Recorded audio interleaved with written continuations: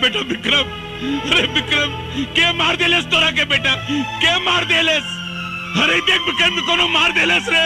अरे विक्रम जे तोरा के मरले मुका सारे के छोड़ब ना, जान से मार दे सारे के। अरे हमार बेटवा के मार देलेस रे।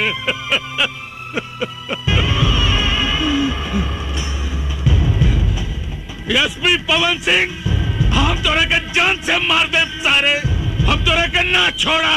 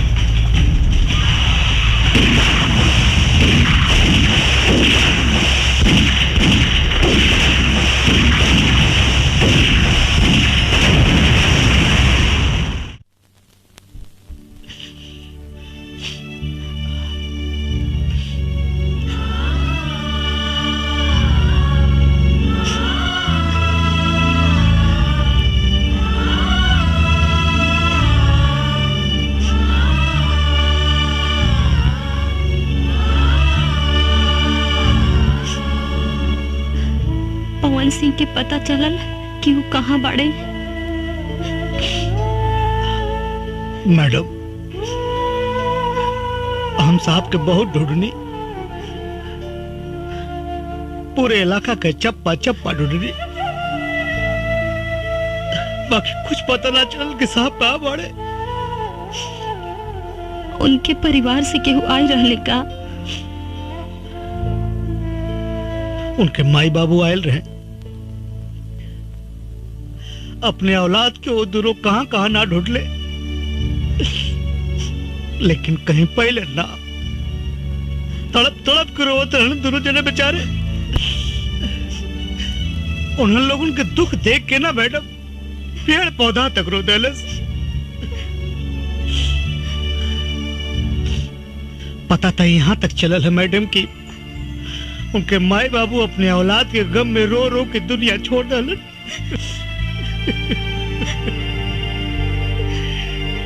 आखिर पवन सिंह गईले कहाँ? कुछ पता ना मैडम, लोग कहेला कि मर गए पवन सिंह। नहीं, मेरा पवन कभी नहीं मर सकता।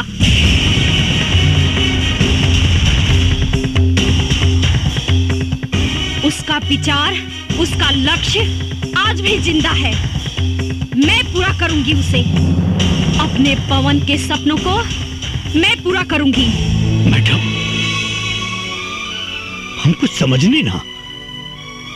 आपका पवन सिंह, आप जाने लो पवन सिंह साहब के? हाँ रामायण, पवन सिंह हमारे होने वाले पति थे। शादी होने वाली थी हमारी उनसे। हम दोनों बहुत प्यार करते थे एक दूसरे से। हमारा प्यार कॉलेज से शुरू हुआ था। तो हमेशा लेट आवेलू चित्रा। अरे आज कितना लेट हो गई ना। ये क्या बदतमीजी है? अंग्रेजी में समझाई कि हिंदी में? व्हाट?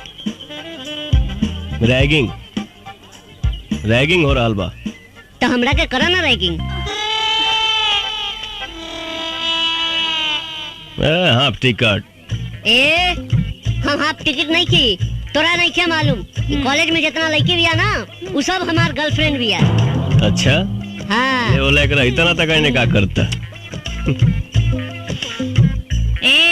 तू रास्ता से हटबा कि ना? पहले हमारा सवाल के जवाब द, तबे हटब। कैसन सवाल?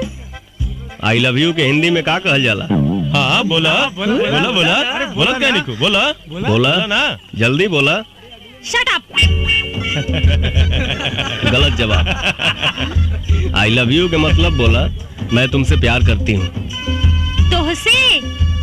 अरे तोहसे तो हमर जूती भी ना प्यार करे। चलो हो। चलो।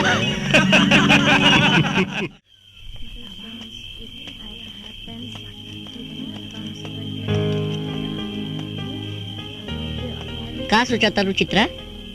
वो लड़का के बारे में इतना सोचा तारू तू? एक बात कही छोटू। हाँ बोला। वो लड़का सही मायने में मर्द बा। वो लड़का तोरा कहीं दिल चुरा के तो ना ले गई? हमरो कुछ ऐसे नहीं बुझाता। अब तो लागता कि हमरे के कुछ करे के पड़ी। तू चला हमरा साथे। चला। कहाँ? चला ना, सब बतावता नहीं। चला।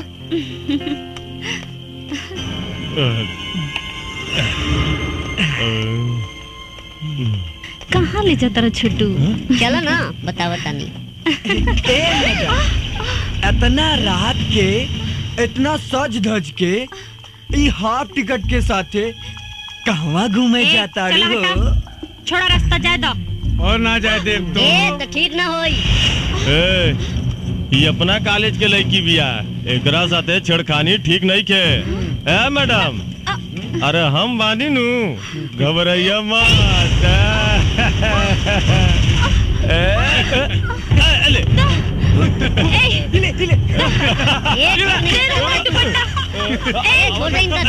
अच्छा ना हुई रे।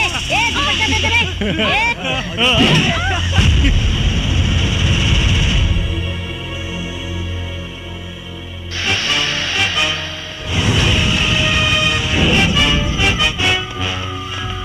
रुक।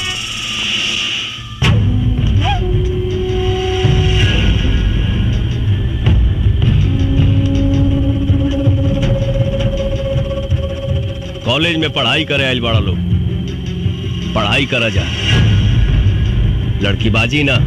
अबे साले, लड़की देखी नहीं कि आगे हीरो बनने। अभी आईपीएस का एग्जाम दिया है, एसपी बना नहीं।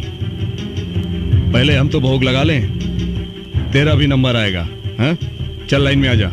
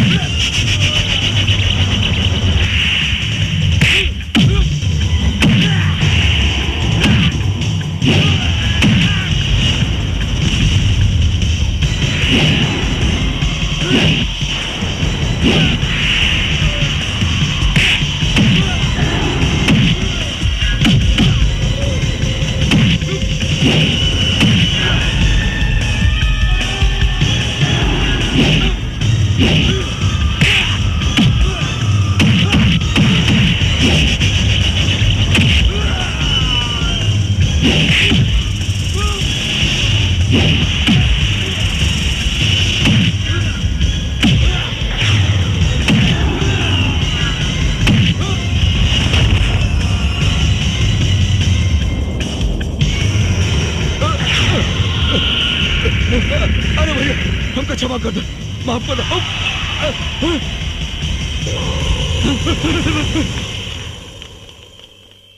चित्रा जी। हमार ट्रेनिंग तो पूरा हो गई।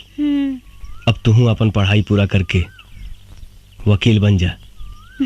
हमरा तोहरा से शादी करे के बा। शादी कैला से पहले बाबूजी से बात करे के पड़ी। अच्छा जी ठीक बा, बस तोहर पढ़ाई पूरा हो जाए और हम कुछ दिन चार्ज लेके अपन ड्यूटी संभाल ली। ओकरा बाद तो हम तोहरा बाबूजी या माई से हाथ मांगे जरूर आई। मन तो करता कि हमहू रउआ साथे चली, लेकिन का करी, समाज के इतना बंधन बा।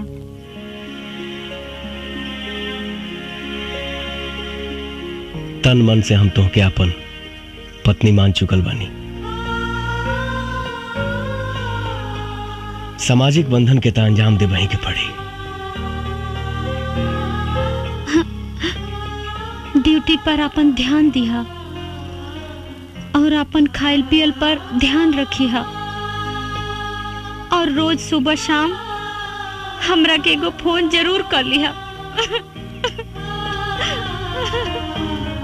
ठीक बा। I love you. I love you too. मेरे पवन को दर दर भटकने पे मजबूर करने वाले लोगों को तड़पा तड़पा के मारूंगी। उसके अधूरे सपने को मैं पूरा करूंगी। एगो बात बतावा रामायण जी। लखिया के कोनो तस्वीर बा का? ना मैडम, आज ले लखिया की कोई सूरत नहीं के देखलस। मैडम वो तो गरीबन का मसीहा हो, चोरी छिपे हर गरीबन का मदद करेला। और मैडम एक बात हो, आज ले ओकरे बंदूक का गोले की निर्दोष के ना लागल, वो वही कमरलस जे मरे का हकदार रहल। कुछ भी हो, न्याय अन्याय कोई कानून के काम हो, लखिया के ना। अब हम अपन जंग ऊ कमीना लखिया के मौत से शुरू करब, मौत से।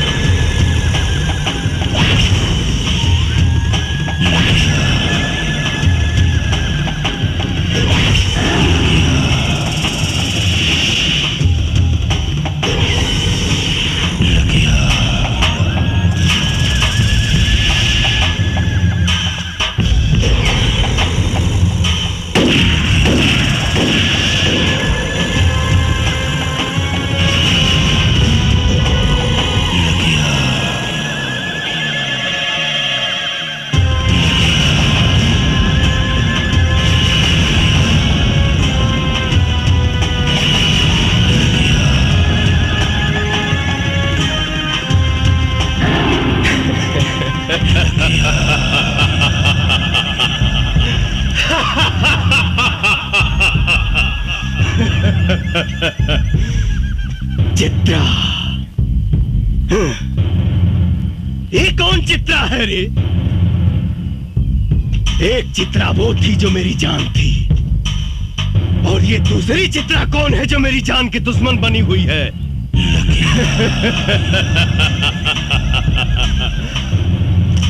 लखिया के मारे वाला भगवान के छोड़ के धरती पर केहू जन्म नहीं खेले ले।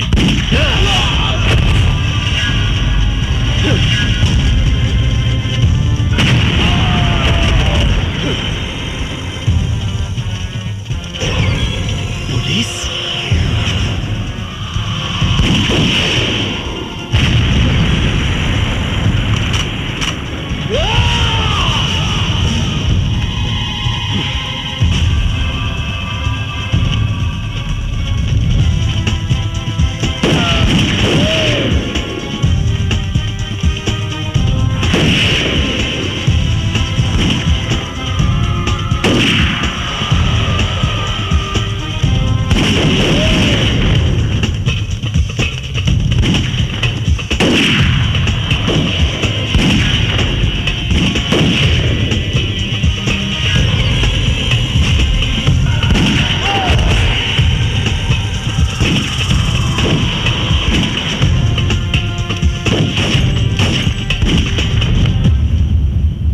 चित्रा मैडम, लखिया के अड्डे पे जो पुलिस ने छापा मारा है उसके बारे में कुछ बताना चाहेंगे आप? जो काम 5 सालों में नहीं हुआ, हमारी टीम ने उसे 5 दिनों में कर दिखाया।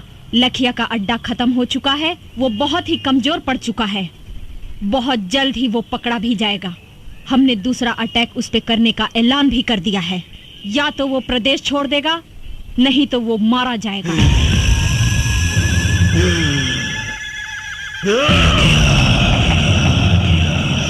मरेगा, सब मरेगा।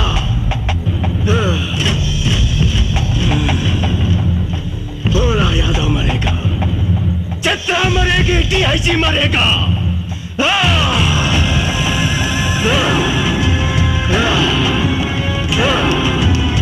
24 घंटा के अंदर मुझे चित्रा चाहिए।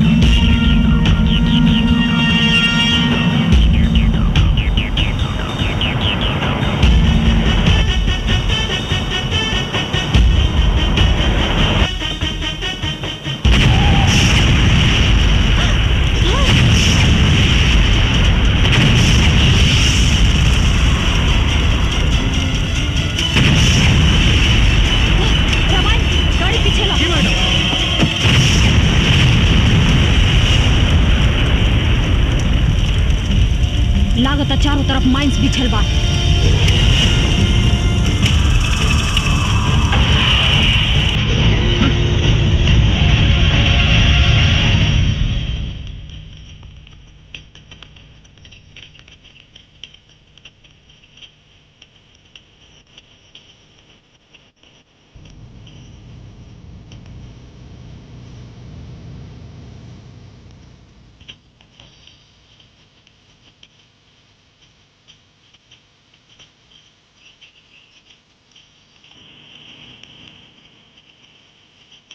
भैया, इली राउंड शिकार आ गई।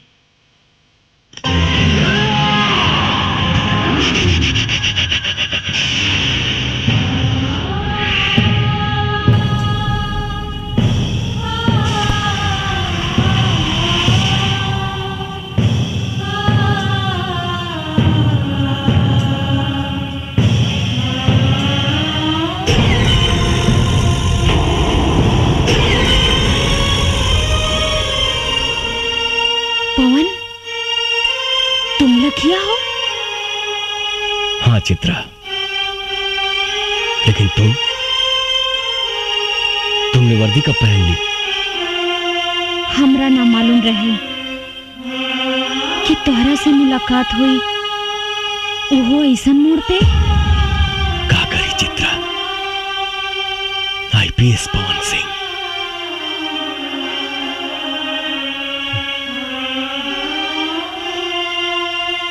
हालात हमके नक्सलवादी बना देलस।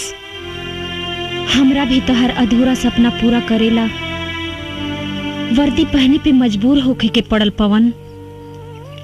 लेकिन पवन, कम से कम एक बार तो हमरा बारे में सोचता। अरे कम से कम एक बार हमरा से तू मिले तो आई रहता।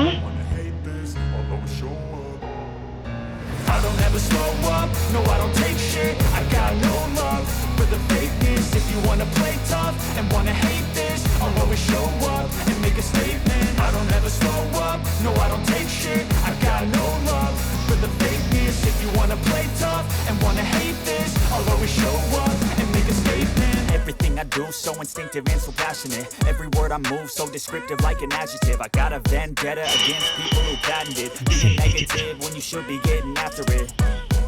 I got facts over facts. अपना माथा पर कलम के टीका लगा के अपना चित्रा पे तो भरोसा रखती हैं आप। उदास भी माँ।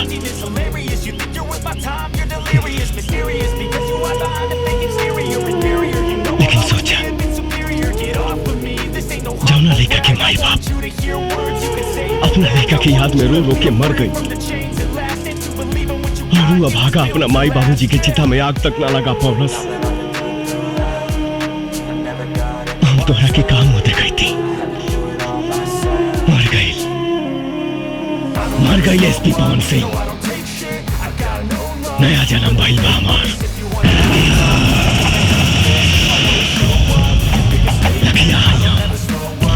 लखिया लेकिन एकर अंजाम के परवाह मौका करेला मर्द ना। तू हमार हीरो बड़ा पवन। हम चाहतानी कि तू सरेंडर कर दा। हम तहरा के बेगुनाह साबित करवाए।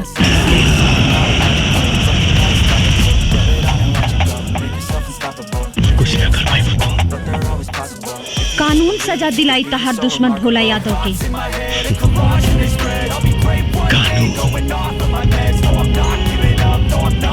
कौन कानून की बात करता? कानून के भोला यादव रंडी बना के रख ले बा। देश में प्रधानमंत्री के हत्यारा के 12 साल बाद सजा मिला। तो कानून के बात कर तारू। संसद पे आक्रमण करे वाला के दामाद के तरह बैठा के सेवा कही जाता। कसाब जैसन हत्यारा के सुरक्षा में करोड़ों रुपया खर्च हो गई बा। वो कानून का सजा दी भोला यादव के? हमरा तोहरा कानून पे भरोसा नहीं खे। बहुत जल्द भोला यादव जेल के अंदर हुई पवन। तू हमरा ऊपर भरोसा रखा। तू ना समझ पाड़ू चित्रा।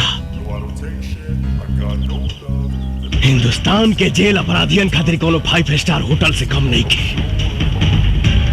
शायद तोहरा मालूम नहीं खे, इस देश में 25,000 ऐसे अपराधी हैं जो जेल के अंदर से अपना कारोबार चलाते हैं। 2500 अपराधी जेल के अंदर से किसी न किसी मंत्री या सांसद के लिए काम करते हैं। 250 अपराधी जेल के अंदर से चुनाव लड़ते हैं और 25 ऐसे अपराधी हैं जो जेल के अंदर से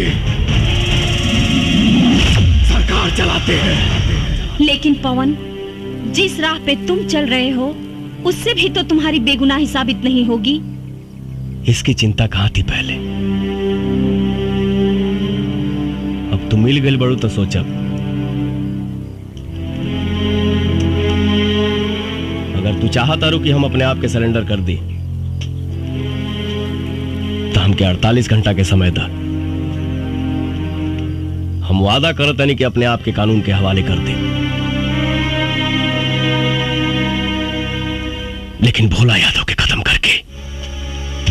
ठीक बा पवन, बाकी जाए से पहले तू हमार मांग भर दा। कहे से कि कानून के राह में शायद तू हमार गोली के निशाना बन जा और हम तहार विधवा बन के जियल चाहता नहीं। कैसे तुहार मांग भर दे चित्रा? हम तुहार सौतन लाइल बानी। सौतन? हाँ, एकरा से बियाह कइले बानी हम। एकरे मांग भर ले बानी हम। अब तो बस खून खून, बस खून। तब पवन, यही सिंदूर से तू हमरो मांग भर दा। तहर इस सौतन के साथ समझौता करके जी ले।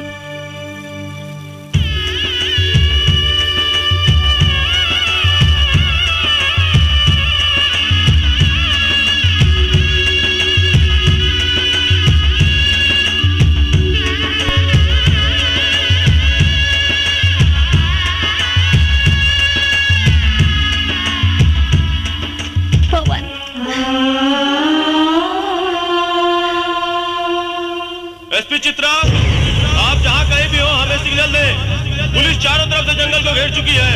आप हमें सुन रही है तो सिग्नल दीजिए। बहुत देर से देखत बानी तोहन का प्रेम लीला। अब पुलिस आ गई बा। तोहन के कहानी खत्म। ए चित्रा, तनिक भी चालाकी के लेकर कोशिश कैली तो तोहन के लव स्टोरी का द एंड यही हो जाई।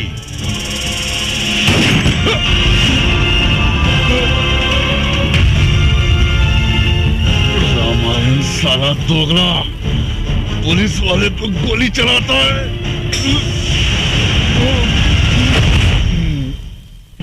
क्या करें दरोगा साहब, हम तो जन्मजात दोगले हैं, लेकिन एक बात याद रखिएगा, रामार सिंह अब्दुल सब कुछ कर सकता है, देश के साथ गद्दारी नहीं। और तुम साले गद्दार हो।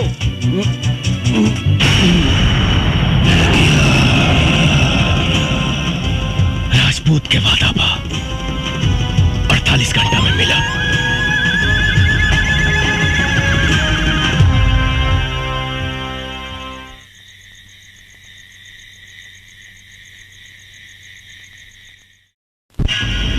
घंटे के अंदर भोला यादव का खात्मा।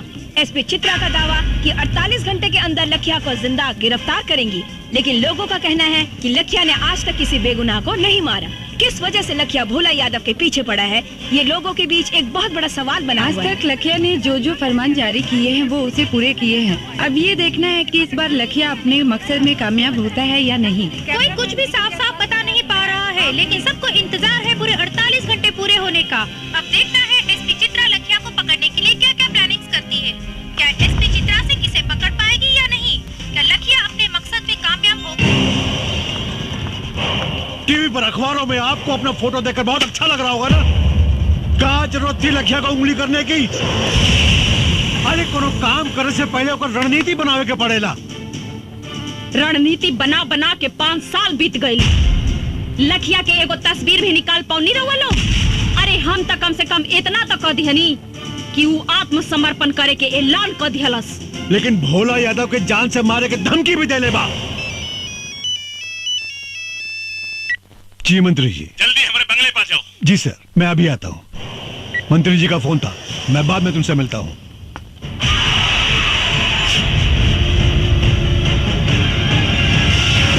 नेताजी शहर के पूरे दीवार पर लिखा गईल बा और पर्चा भी बटा गईल बा। 48 घंटा के अंदर लखिया रउआ के खत्म कर दी और फिर पुलिस में आत्मसमर्पण करी। हमारा बहुत डर लागत बा। घंटा उखाड़ी लखिया साला हमार। अरे उस साला के तो हम ऊ हाल करब कि जिंदगी में कभी सोचले भी ना होई। ओकर सारे का हाथ पैर काट के ओकरे पछवाड़े में बांस घुसेड़ दे। ओकर सारे के जियल मुहाल हो जाई। हैं?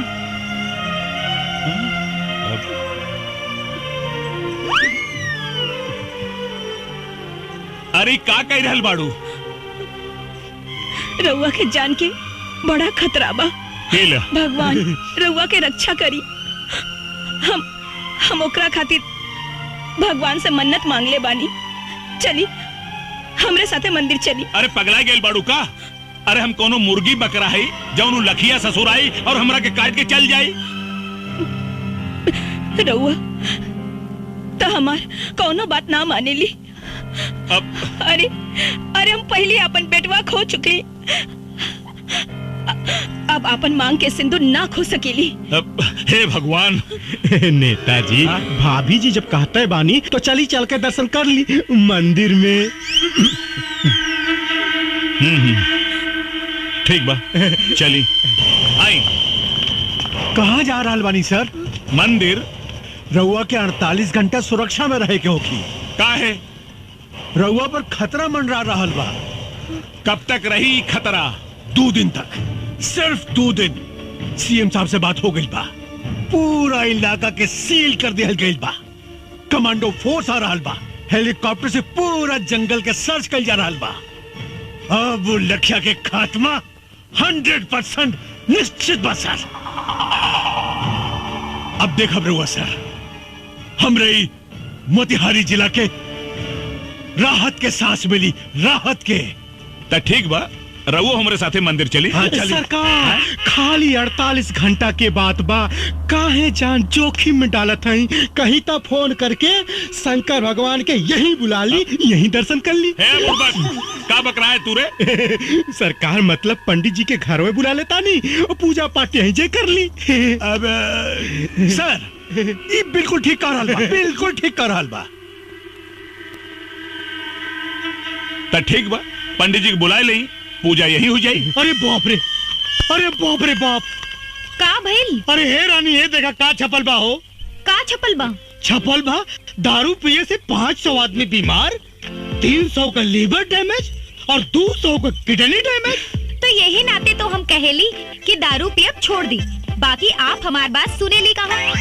अच्छा और नहीं तो का। हाँ ठीक बा।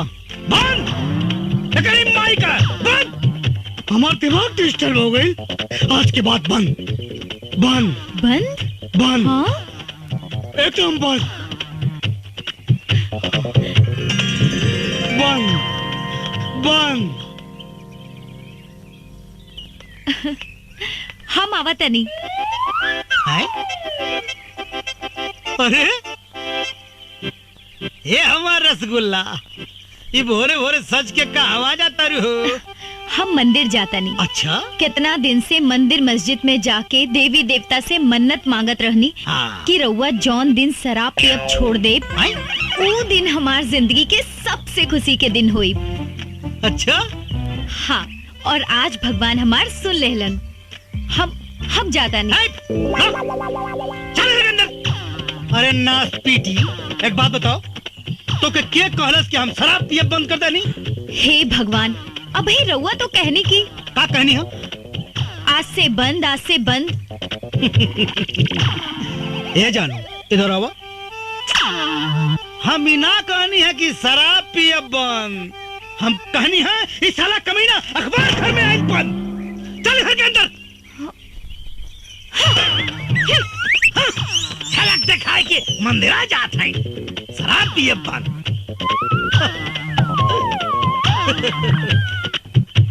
जियला अगर जरूरी बा तो पियला बहुत जरूरी बा।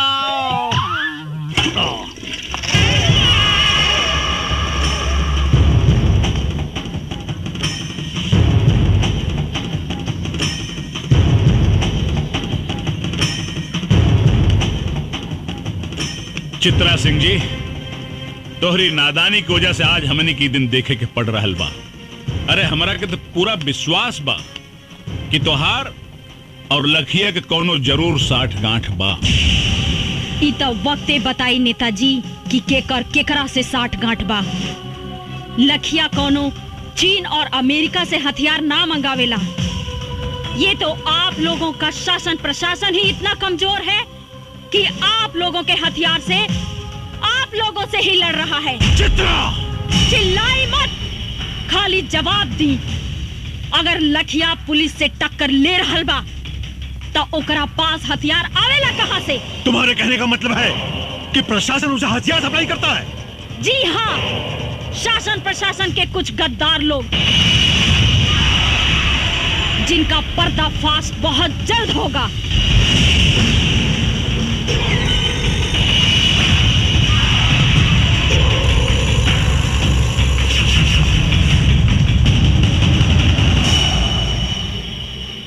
बियाजी साहब, यह औरत बहुत खतरनाक साबित हो सकेले। एकरा के कुछ करे के पड़ी।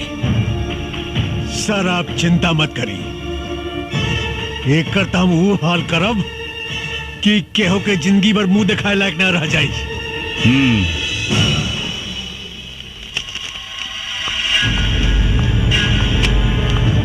एक मंत्री से बात करने की तमीज नहीं है तुमको उनके औकात का पता नहीं है। मुझे बहुत अच्छी तरह पता है सर उनकी औकात। जान पे आई तो चूहे की तरह बिल में घुसकर बैठ गए। यही है उनकी औकात। तुम्हें मालूम है वो तुम्हारा क्या कर सकते हैं? वर्दी उतरवा सकते हैं बस, और वर्दी का डर आप जैसे भड़ुओं को है, हमको नहीं। Shut up! चिल्लाइए मत। आप जैसे गद्दार पुलिस ऑफिसर की वजह से पनपता है ये आतंक, होती है अराजकता। वरना पुलिस अपने पे आ जाए तो अपराधी अपराध करने के बारे में सोचने से पहले ही मूत देगा। तुम हद से ज्यादा बढ़ रही हो चित्रा। यही हद तो हमको बार बार रोकता है सर, वरना आप जैसे गद्दार पुलिस ऑफिसर खाकी की शान को खादी के जूतों तले रौंद कर उसकी गरिमा को धूल में मिला रहे हैं। तुम मुझ पर इल्जाम लगा रही हो। बिल्कुल सर, जब कोई पुलिस ऑफिसर ईमानदारी से काम करता है, अपने काम को अंजाम देता है तो नेताओं के एक इशारे पे आप लोग या तो उसका ट्रांसफर करवा देते हैं और नहीं तो उसकी वर्दी उतरवाकर खोटी पर टंगवा देते हैं। तुमको इस बात का अंदाजा है कि तुम किससे बात कर रही हो? जी हाँ, एक पुलिस ऑफिसर कम, दलाल ज्यादा हैं आप। उतरवा दूंगा तुम्हारी मैं वर्दी चित्रा। आप क्या उतरवाएंगे वर्दी को? अरे भाड़ में जाए ऐसी वर्दी जिसे पहनकर घुटन महसूस होती हो। इंतजार कीजिए, 48 घंटे में ये वर्दी आपके सामने होगी। लेकिन इसी 48 घंटे में मैं आपको दिखाऊंगी कि वर्दी की ताकत क्या होती है। लखिया को जिंदा मैं पकड़ कर लाऊंगी, ये मेरा वादा है। असली बाप के औलाद हैं तो भोला यादव को बचा कर दिखाओ।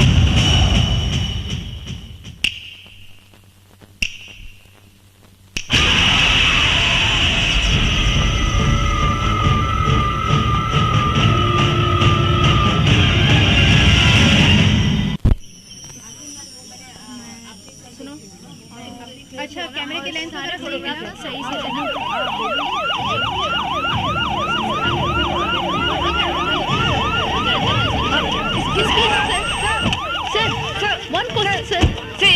साहब, आप भोला यादव की सुरक्षा के लिए क्या व्यवस्था किए हैं? भोला यादव की सुरक्षा पूरी तरह से हो रही है, परिंदा पर भी नहीं मार सकता। लेकिन कब तक?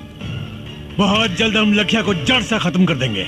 हमारी पूरी पुलिस फोर्स लखिया को युद्ध स्तर पर ढूंढ रही है। आप लोग चिंता मत कीजिए, बहुत जल्द हम आप लोगों को एक गुड न्यूज देने वाले हैं। लखिया का खात्मा तो होकर रहेगा, मैं उसे खत्म कर दूंगा। एक्सक्यूज मी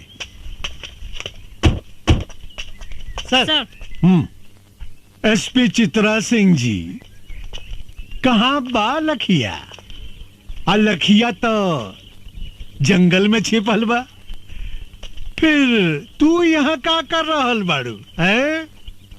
बतावे आइल बनी कि मुस्तैद रहिया बड़ा ही खतरनाक खिलाड़ी बा लखिया। आंख से सुरमा निकाल लेवेला और आंख के पता भी ना चलेला। लखिया के खाल खिंचवा के ओकरा में भूसा भरवा दे। तू हमरा के चीन्हे लो ना। ये तो वक्ते बताई कि केकरा के खाल खिंचवाई। तहरा बात में तो लखिया के प्रति बड़ा हमदर्दी दिखाई देता है। ई राउर आंख के दोष बा, राउर नजर खराब हो गई बा, चश्मा लगवा ली। तभी से बात करा। और एक बात याद रखा, 2 घंटा बचल बा तारा के लखिया के गिरफ्तार करे में। अगर तू गिरफ्तार ना कैलू तो तोहार भी हम हुए हाल करब। जवन एसपी पवन सिंह के कैनी यही ना? चुप काहे हो गई? वर्दी के ताकत और वर्दी के औकात आपका जाने नी, हम जाने नी। डीआईजी साहब, जौना लखिया के रउआ लोग एगो तस्वीर तक हासिल ना कर पौनी, आज हम ओकरा साक्षात गिरफ्तार करके ले आइल बनी। कहाँ बा लखिया? तारा जेब में ना, राउर बाप भोला यादव के स्वागत में बा, चल के देख ली।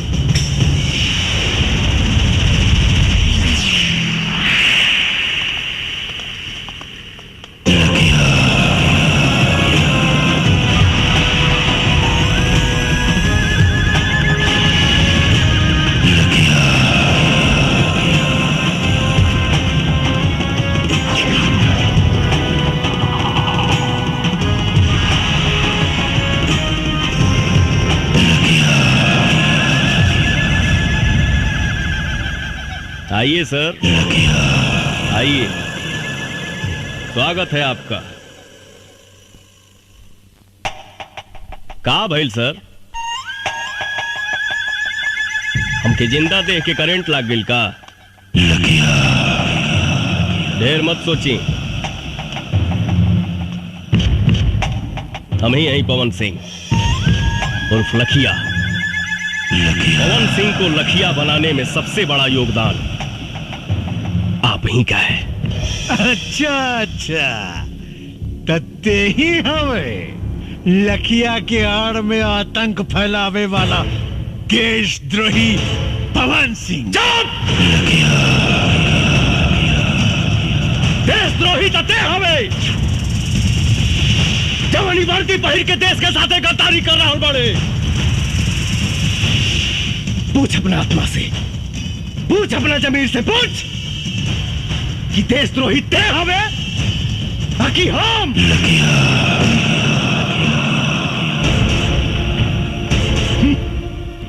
रस्सी जल गई मगर ऐठन ना गई।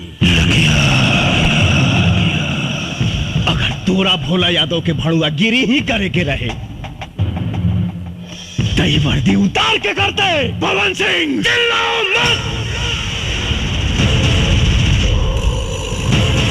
वरना सारा कहानी 1 सेकंड में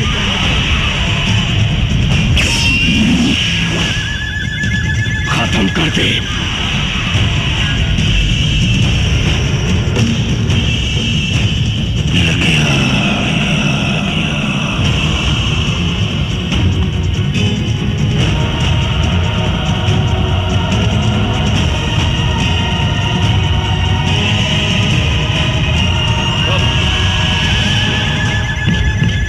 साला खाकी पहिर के गांधी जी के अपमान कर रहा बड़े और ये साला खाकी पहिर के पुलिस का अपमान कर रहा बा। पवन सिंह ये बंदर लेखा गुलाटी मारल बंद कर और अपना आदमी से कहा कि हथियार फेंक दे, नहीं तो तू सब लगन के मौत आज सुनिश्चित बा। हे दिया जी है, ये भाषणबाजी बंद कर और बाहर से फोर्स मंगाओ और खत्म कर सारे के, खत्म कर। खत्म तो हम तोहरा के करब रे। तो संसद में बैठ के देश का सौदा कर रहा बा। रुक जा पवन सिंह, नहीं तो गोली मार दे। अरे तुम मुंह का दिखाता रे, मार गोली मार। शेरनी के दूध पियले बानी, पवन सिंह के मारे ला करेजा चाहिए। भोला यादव के कुत्ता ओकर फेंकल रोटी खाए वाला साला हमरा के का गोली मारी।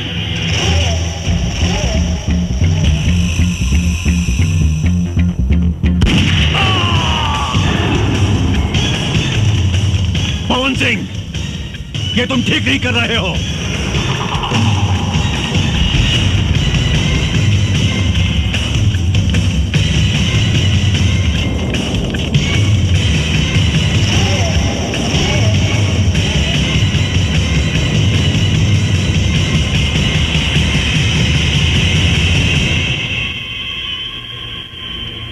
एसपी पवन साहब, आप ही लखिया हैं?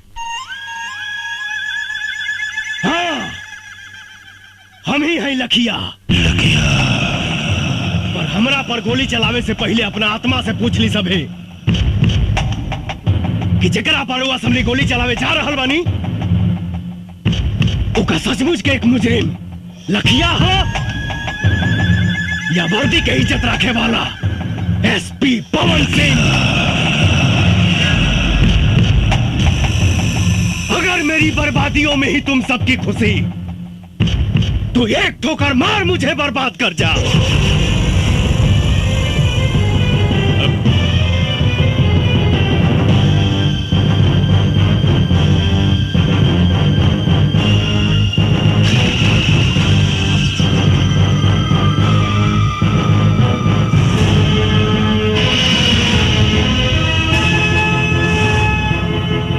सर, हमने आपके जैसा ईमानदार पुलिस ऑफिसर नहीं देखा सर। हम आपके ऊपर गोली नहीं चला सकते सर। सर, अगर आप जैसे पुलिस ऑफिसर पर गोली चलाऊंगा तो घर जाके अपने बच्चों को क्या जवाब दूंगा? आप पर गोली चली तो हिंदुस्तान में भ्रष्टाचार और आतंक खत्म कर देने वाला आप जैसा ऑफिसर बनने की कोई भी हिम्मत नहीं करेगा सर। बंद करो ये बकवास।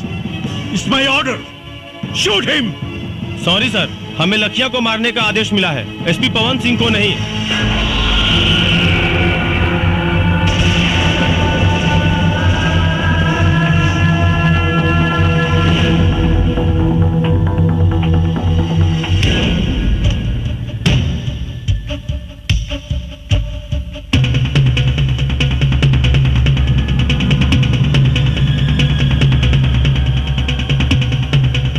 चाही तो एक साथ सारा मैगजीन तुम्हारा खोपड़ी में डाल दी।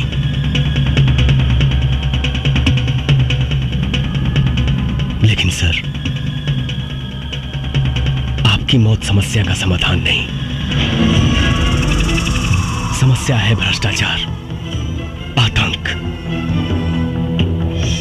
और इसे हम पुलिस वाले ही खत्म करेंगे।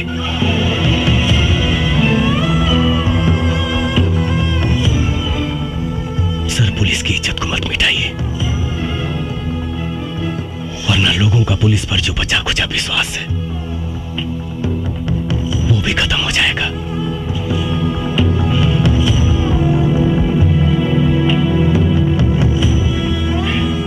आपकी आने वाली पीढ़ी थूकेगी आप पर। सर, मैं ही अकेला भारत मां का बेटा नहीं हूं, आप भी उसी मां की कोख से जन्म लिए हैं। फिर आपका खून काला कैसे हो गया सर? बचा लीजिए इस वर्दी की गरिमा को, प्लीज। बस बस,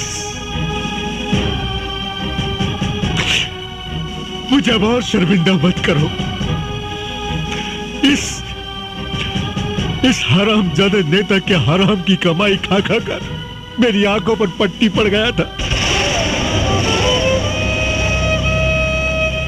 आज तुमने मेरी आंखें खोल दी, मेरे ज़मीर को जगा दिया है तुमने। मेरा दिल आज तुम्हें सैल्यूट करने को कह रहा है। आज सैल्यूट यू। मैं भूल गया था कि मैं भी एक देश का सिपाही हूं। ऐसे भ्रष्ट नेता जो देश को खा खा कर बर्बाद कर रहे हैं, आखिर नुकसान तो हमारा ही है ना। पवन, मैं इस वर्दी की कसम खाकर कहता हूं कि चाहे अंजाम जो कुछ भी हो, आज के बाद सिर्फ और सिर्फ मैं इंसाफ के लिए लड़ूंगा। वाह वाह वाह वाह, आपस में बड़ा भाईचारा फूट रहा बा। ए डीआईजी, ई मत भूल, तोर औकात एक होमगार्ड के भी ना रहल। तोरा के डीआईजी हम बनौली हम। अगर हम तोरा के बना सकीला ना तो तोरा के मिटा भी सकीला। हमारा से गद्दारी तोरा के बहुत भारी पड़ी।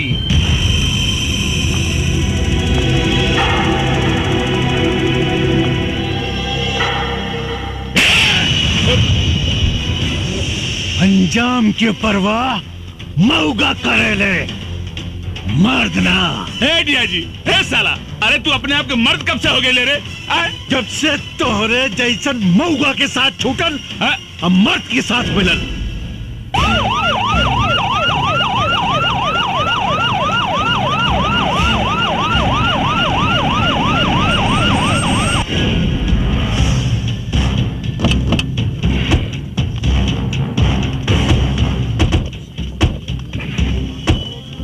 पवन, बहुत अच्छा हो गई। सीएम साहब खुद आ गए। आज पूरा देश लाइव देखी कि देश के भ्रष्ट नेता कैसे देश के सौदा करेले।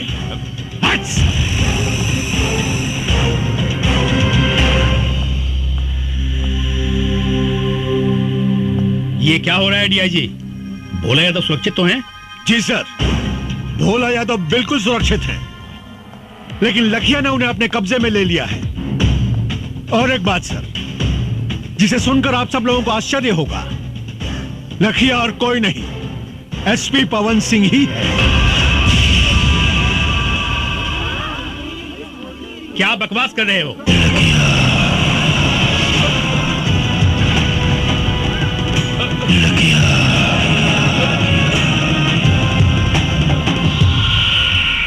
बकवास ना सीएम साहब, ये सच्चाई है। जी हाँ सर, भोला यादव के कहने पर ही मैंने थाना लुटवाने का नाटक किया।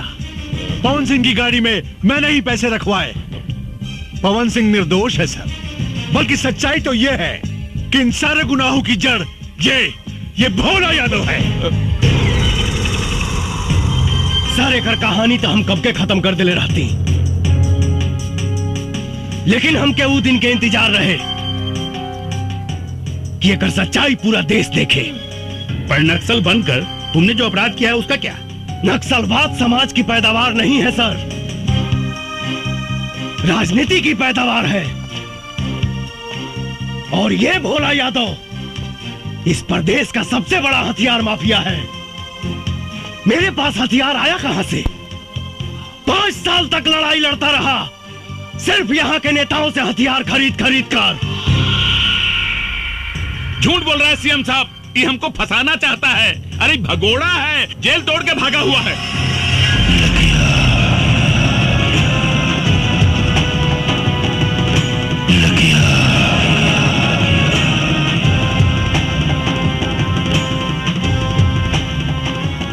तोरा झूठ और सच के फैसला था अभी। सीटी करी लो रामायण। पवन, तुम अपने आप को कानून के हवाले कर दो और भोला यादव को छोड़ दो। मैं तुम्हें पूरा विश्वास दिलाता हूं, कानून तुम्हारे साथ इंसाफ जरूर करेगा। कानून भोला यादव के घर में झाड़ू लगावेला सर। कानून का सजा दे ये कि जिस भोला यादव की आप बात कर रहे हैं, आज से 25 साल पहले चाय की दुकान पे चाय बनाता था। एक हत्या के जुर्म में अंदर गया, बाहर आते ही प्रधान बना, ब्लॉक प्रमुख बना, विधायक बना और देखते ही देखते सांसद बन गया। कौन जानता है, हो सकता है कल को सीएम बने, परसों प्रधानमंत्री। क्या इस देश को हत्यारे चलाएंगे सर? सर, सरकार ने इसको 1 लाख की सैलरी और 1 बंगला दिया है, लेकिन इसके पास 500 करोड़ की प्रॉपर्टी कहां से आई, किसी ने जानने की कोशिश की? नहीं। क्यों? सर, सच्चाई तो यह है कि इस देश को खतरा पाकिस्तान से नहीं, इस देश को खतरा चीन और जापान से नहीं, इस देश को खतरा है तो सिर्फ और सिर्फ यहाँ के नेताओं से है।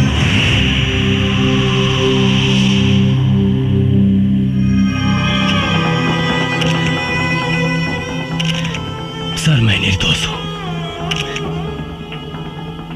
कचरा साफ करने आया था, लेकिन इन लोगों ने मुझे मजबूत करने के बजाय मेरा हाथ ही काट दिया। बचा लीजिए सर, इस देश को अंधकार की ओर जाने से बचा लीजिए।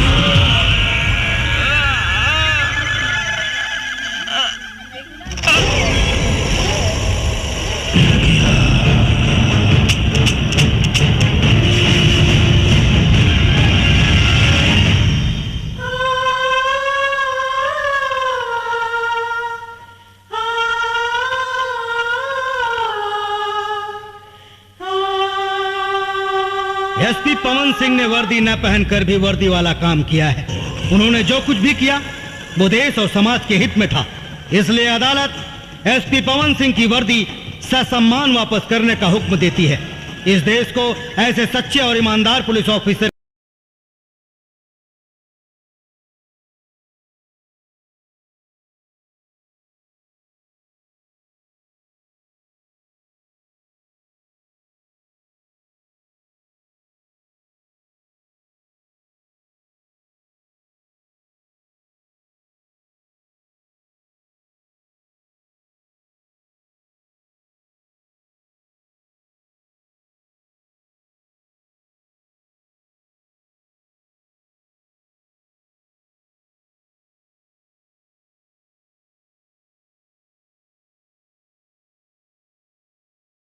चित्रा जी, हमार ट्रेनिंग तो पूरा हो गई। अब तू अपन पढ़ाई पूरा करके वकील बन जा। हमरा तोहरा से शादी करे के बा। शादी कैला से पहले बाबूजी से बात करे के पड़ी। अच्छा जी, ठीक बा, बस तोहर पढ़ाई पूरा हो जाए और हम कुछ दिन चार्ज लेके अपन ड्यूटी संभाल ली।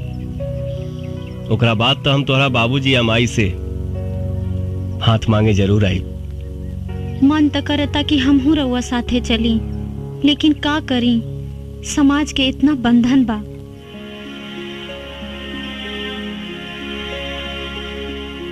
तन मन से हम तोहके अपन पत्नी मान चुकल बानी।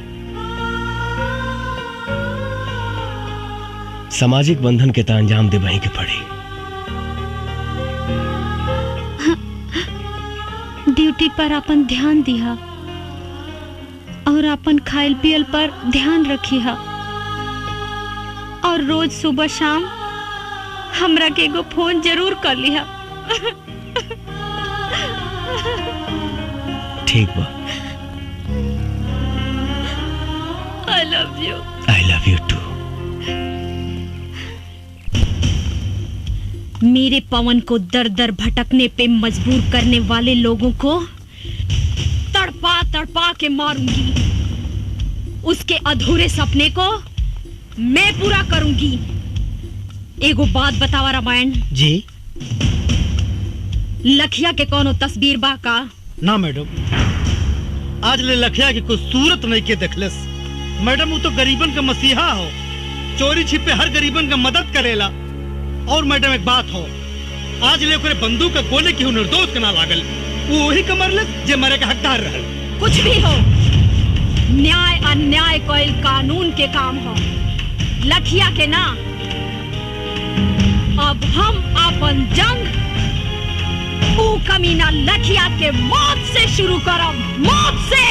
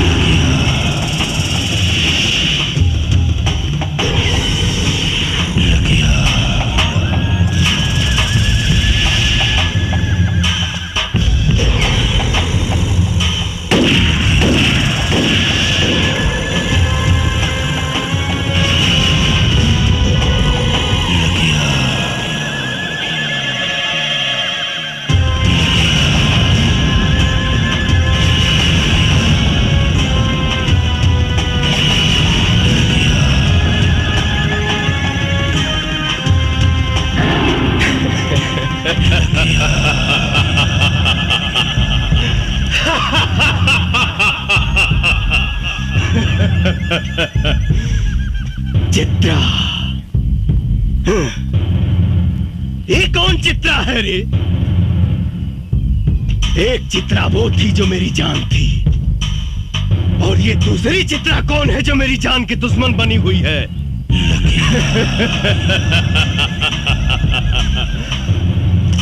लखिया के मारे वाला भगवान के छोड़ के धरती पर केहू जन्म नहीं खेले ले।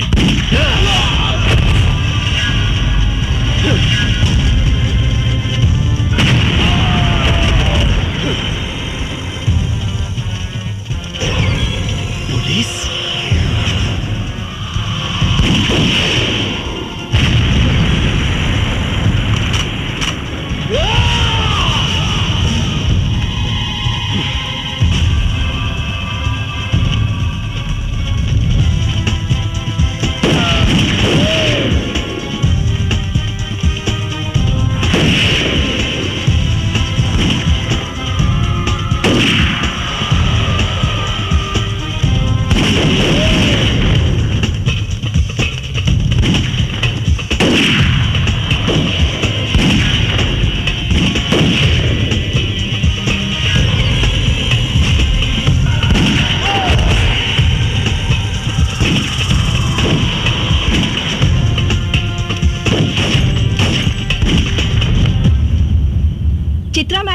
लखिया के अड्डे पे जो पुलिस ने छापा मारा है उसके बारे में कुछ बताना चाहेंगे आप? जो काम 5 सालों में नहीं हुआ, हमारी टीम ने उसे 5 दिनों में कर दिखाया।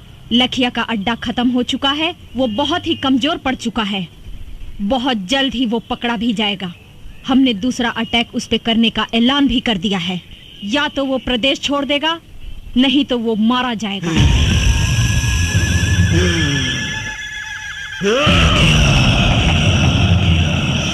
मरेगा, सब मरेगा।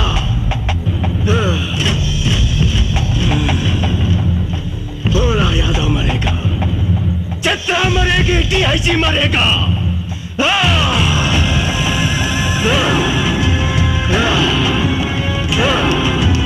24 घंटा के अंदर मुझे जितना चाहिए।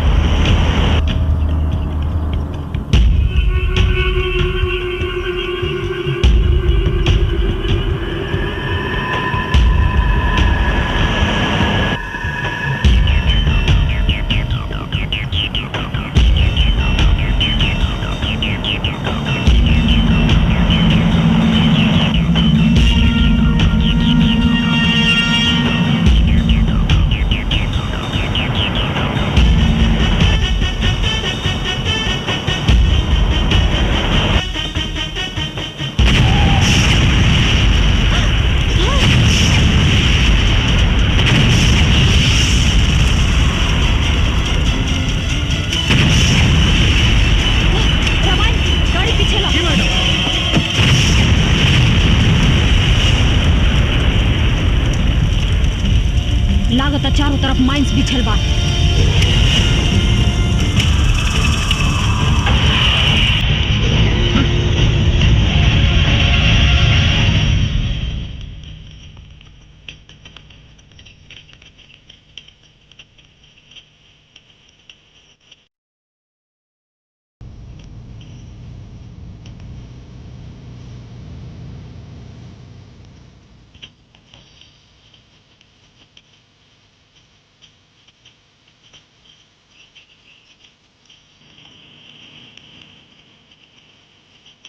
भैया इली राउंड शिकार आ गई।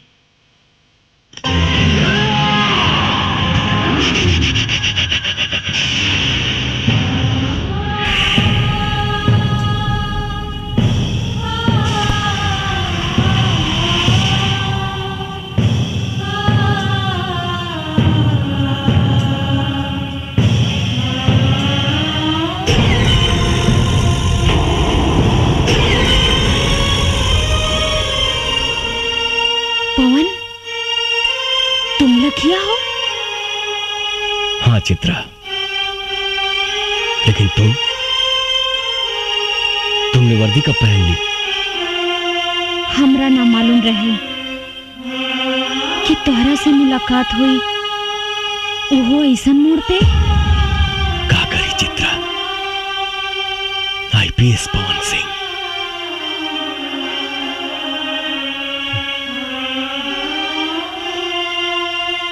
हालात हमके नक्सलवादी बना देलस।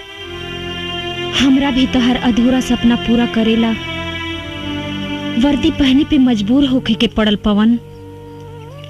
लेकिन पवन कम से कम एक बार तो हमरा बारे में सोचता। अरे कम से कम एक बार हमरा से तू मिले तो आई रहता।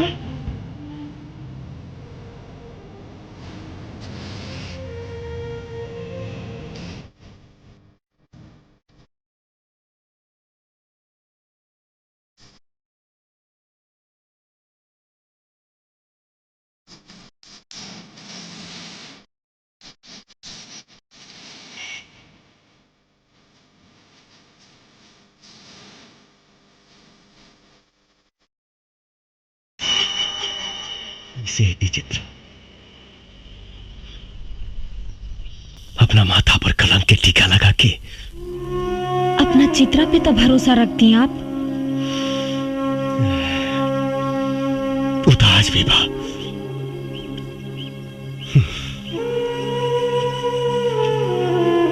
लेकिन सोचा जौना लेखा के माई बाप के याद में रो रो के मर गई और वो अभागा अपना माई बाबूजी के चिता में आग तक ना लगा पौलस। हम तोहरा के काम होते गई थी, मर गई एसपी पवन सिंह। नया जन्म भइल बा हमार। लखिया हई हम, लखिया। लेकिन एकर अंजाम के परवाह मौका करेला, मर्द ना। तू हमार हीरो बाड़ा पवन। हम चाहतानी कि तू सरेंडर कर दा, हम तहरा के बेगुनाह साबित करवाई।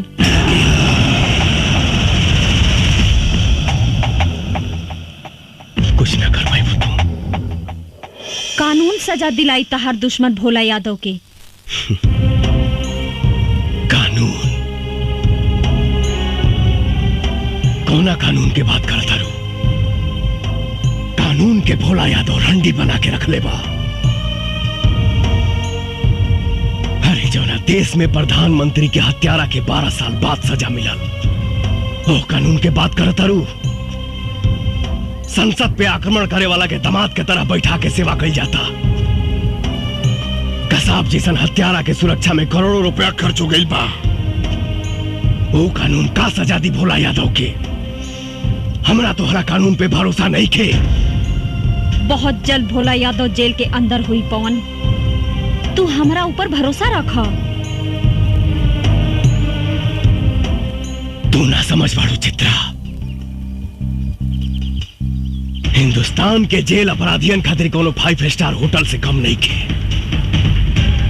शायद तोहरा मालूम नहीं खे, इस देश में 25,000 ऐसे अपराधी हैं जो जेल के अंदर से अपना कारोबार चलाते हैं। 2500 अपराधी जेल के अंदर से किसी न किसी मंत्री या सांसद के लिए काम करते हैं। 250 अपराधी जेल के अंदर से चुनाव लड़ते हैं और 25 ऐसे अपराधी हैं जो जेल के अंदर से सरकार चलाते हैं। लेकिन पवन, जिस राह पे तुम चल रहे हो उससे भी तो तुम्हारी बेगुनाही साबित नहीं होगी। इसकी चिंता कहां थी पहले? अब तुम मिल गई बड़ू तो सोचब। अगर तू चाहता रू कि हम अपने आप के सरेंडर कर दी तो हमके 48 घंटा के समय था। हम वादा करते नहीं कि अपने आप के कानून के हवाले कर दे, लेकिन भोला यादव के खत्म करके। ठीक बा पवन, बाकी जाए से पहले तू हमार मांग भर दा। कहे से कि कानून के राह में शायद तू हमार गोली के निशाना बन जा और हम तहार विधवा बन के जियल चाहता नहीं। कैसे तुहार मांग भर दे चित्रा? हम तुहार सौतन लाइल बानी। सौतन?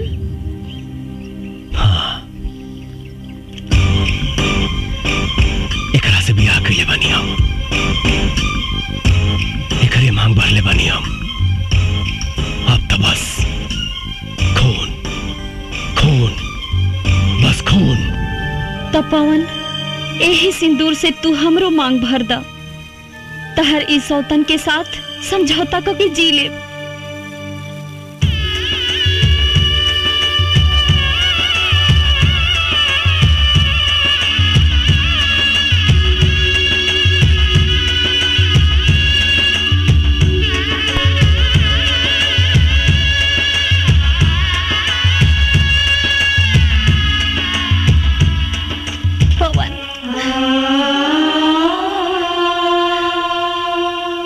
एसपी चित्रा, आप जहाँ कहीं भी हो हमें सिग्नल दें।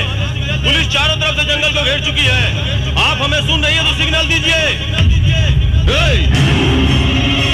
बहुत देर से देखत बानी तोहन का प्रेम लीला। अब पुलिस आ गई बा, तोहन के कहानी खत्म। ए चित्रा, तनिक भी चालाकी के लेकर कोशिश कैली तो तोहन के लव स्टोरी का द एंड यही हो जाई।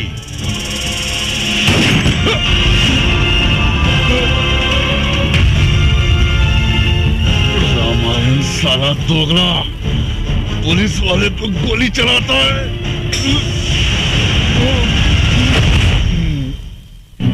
क्या करें दरोगा साहब, हम तो जन्मजात दोगले हैं, लेकिन एक बात याद रखिएगा, रामार सिंह अब्दुल सब कुछ कर सकता है, देश के साथ गद्दारी नहीं। और तुम साले गद्दार हो।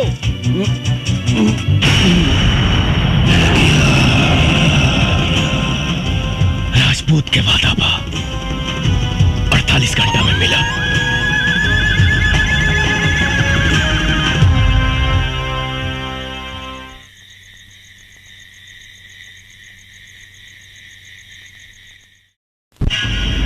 घंटे के अंदर भोला यादव का खात्मा।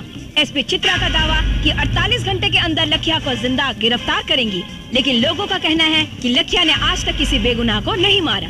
किस वजह से लखिया भोला यादव के पीछे पड़ा है, ये लोगों के बीच एक बहुत बड़ा सवाल बना हुआ है। आज तक लखिया ने जो फरमान जारी किए हैं वो उसे पूरे किए हैं। अब ये देखना है कि इस बार लखिया अपने मकसद में कामयाब होता है या नहीं। कोई कुछ भी साफ साफ बता नहीं पा रहा है, लेकिन सबको इंतजार है पूरे 48 घंटे पूरे होने का। अब देखना है एसपी चित्रा लखिया को पकड़ने के लिए क्या क्या प्लानिंग्स करती है। क्या एसपी चित्रा से किसे पकड़ पाएगी या नहीं? क्या लखिया अपने मकसद में कामयाब होगी? टीवी पर अखबारों में आपको अपना फोटो देखकर बहुत अच्छा लग रहा होगा ना। क्या जरूरत थी लखिया को उंगली करने की? अरे कोनो काम करे से पहले ओकर रणनीति बनावे के पड़ेला। रणनीति बना बना के 5 साल बीत गई, लखिया के एगो तस्वीर भी निकाल पाऊनी रहुआ लोग। अरे हम तो कम से कम इतना तो कह दिहनी कि वो आत्मसमर्पण करे के ऐलान कर दिहलस, लेकिन भोला यादव के जान से मारे के धमकी भी देले बा। जी मंत्री जी, जल्दी हमारे बंगले पास जाओ। जी सर, मैं अभी आता हूँ। मंत्री जी का फोन था, मैं बाद में तुमसे मिलता हूँ।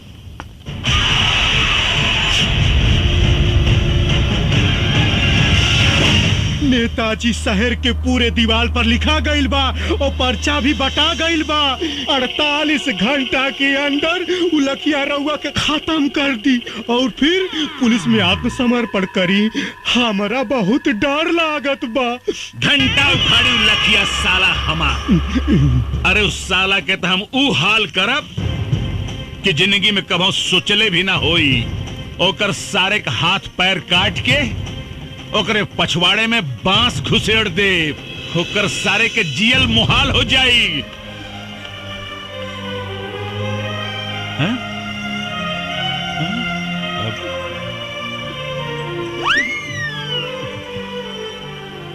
अरे का कह रहल बाड़ू?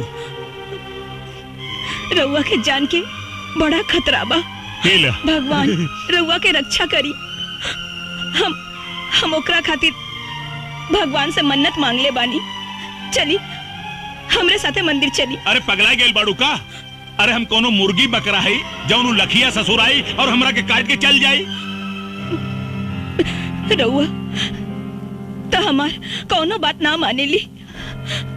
अरे हम पहले अपन बेटवा खो चुकली, अब अपन मांग के सिंदूर ना खो सकेली। हे भगवान।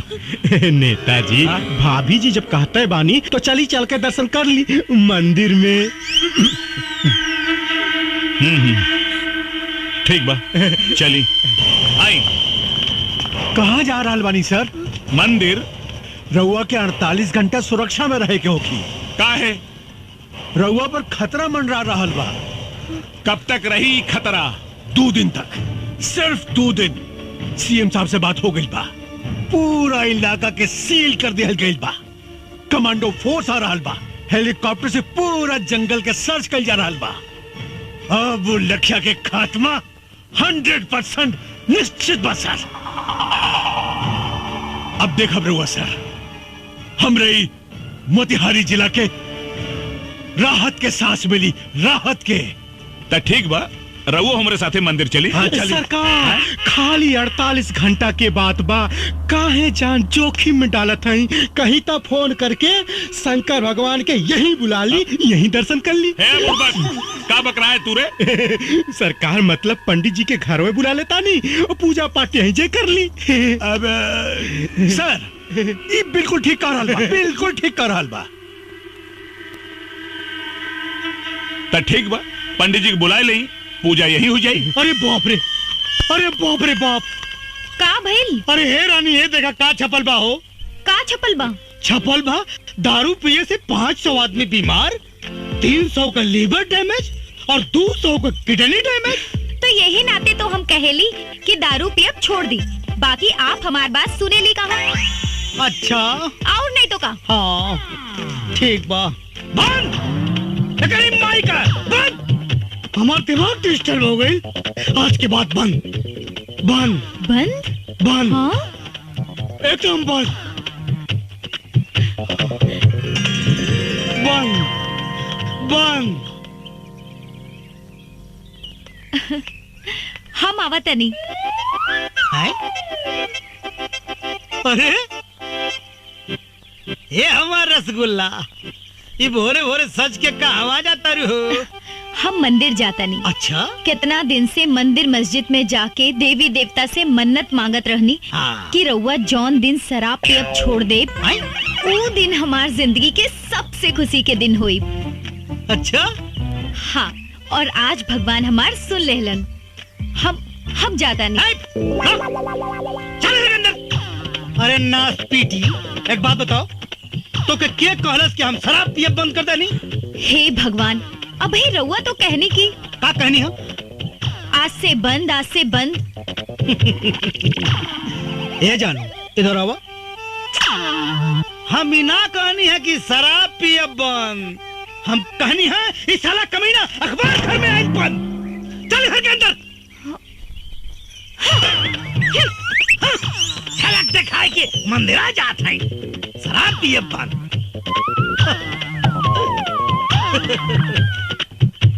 जियल अगर जरूरी बा तो पियल बहुत जरूरी बा।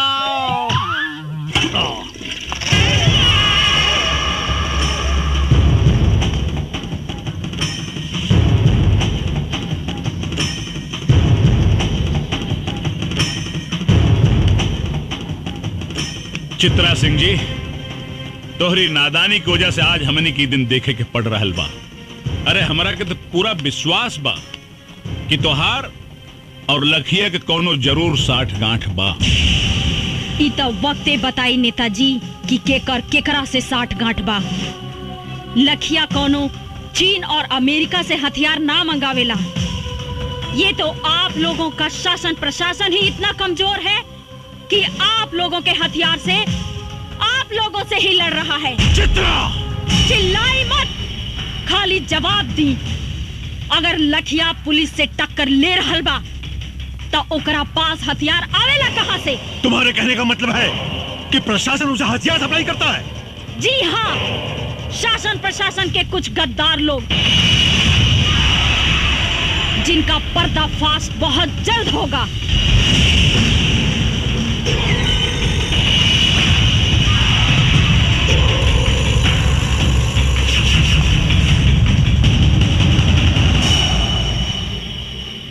डीआईजी साहब, यह औरत बहुत खतरनाक साबित हो सकेले। एकरा के कुछ करे के पड़ी। सर आप चिंता मत करी, एक करता हम वो हाल करब कि केहो के जिंदगी भर मुंह दिखाए लायक न रह जाए।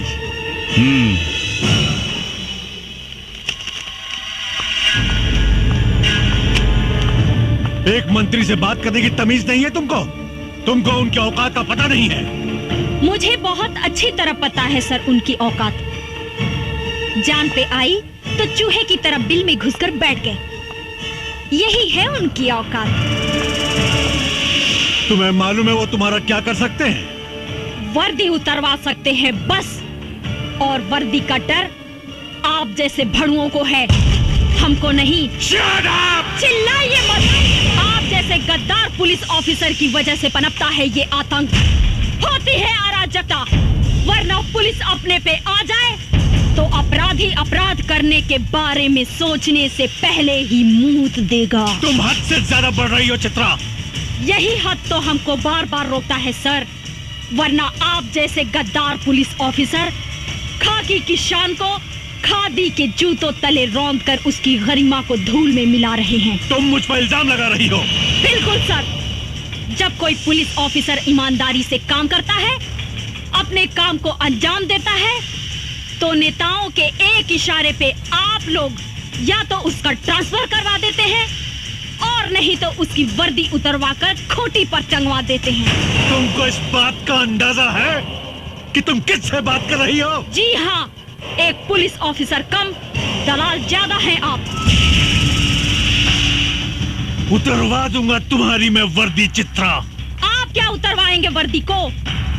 अरे भाड़ में जाए ऐसी वर्दी जिसे पहनकर घुटन महसूस होती हो। इंतजार कीजिए, 48 घंटे में ये वर्दी आपके सामने होगी। लेकिन इसी 48 घंटे में मैं आपको दिखाऊंगी कि वर्दी की ताकत क्या होती है। लखिया को जिंदा मैं पकड़ कर लाऊंगी, ये मेरा वादा है। असली बाप के औलाद हैं तो भोला यादव को बचा कर दिखाओ।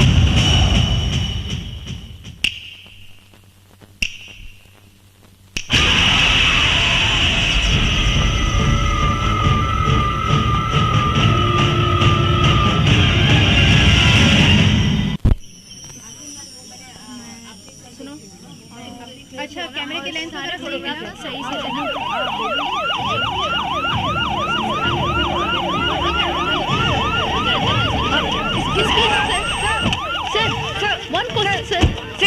साहब, आप भोला यादव की सुरक्षा के लिए क्या व्यवस्था किए हैं? भोला यादव की सुरक्षा पूरी तरह से हो रही है। परिंदा पर भी नहीं मार सकता। लेकिन कब तक? बहुत जल्द हम लखिया को जड़ से खत्म कर देंगे। हमारी पूरी पुलिस फोर्स लखिया को युद्ध स्तर पर ढूंढ रही है। आप लोग चिंता मत कीजिए, बहुत जल्द हम आप लोगों को एक गुड न्यूज देने वाले हैं। लखिया का खात्मा तो होकर रहेगा, मैं उसे खत्म कर दूंगा। एक्सक्यूज मी सर। एसपी चित्रा सिंह जी, कहाँ बा लखिया? लखिया तो जंगल में छिपल बा। फिर तू यहाँ का कर रहल बाड़ू है? बतावे आइल बनी कि मुस्तैद रहिया बड़ा ही खतरनाक खिलाड़ी बा लखिया। आंख से सुरमा निकाल लेवेला और आंख के पता भी ना चलेला। लखिया के खाल खिंचवा के ओकरा में भूसा भरवा दे। तू हमरा के चीन्हे लो ना। ये तो वक्ते बताई कि केकरा के खाल खिंचवाई। तहरा बात में तो लखिया के प्रति बड़ा हमदर्दी दिखाई देता। ई राउर आंख के दोष बा, राउर नजर खराब हो गई बा, चश्मा लगवा ली। तभी से बात करा। और एक बात याद रखा, 2 घंटा बचल बा तारा के लखिया के गिरफ्तार करे में। अगर तू गिरफ्तार ना कैलू तो तोहार भी हम उहे हाल करब। जवन एसपी पवन सिंह के कैनी यही ना। चुप काहे हो गई?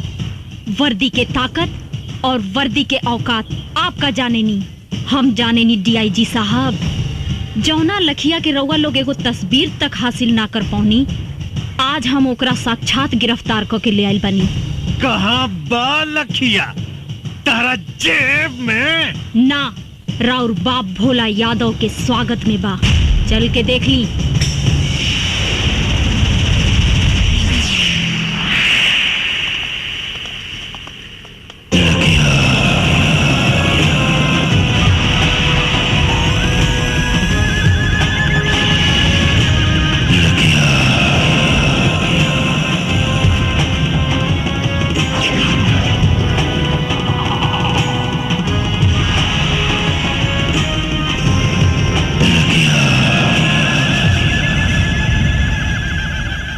आइए सर, आइए, स्वागत है आपका।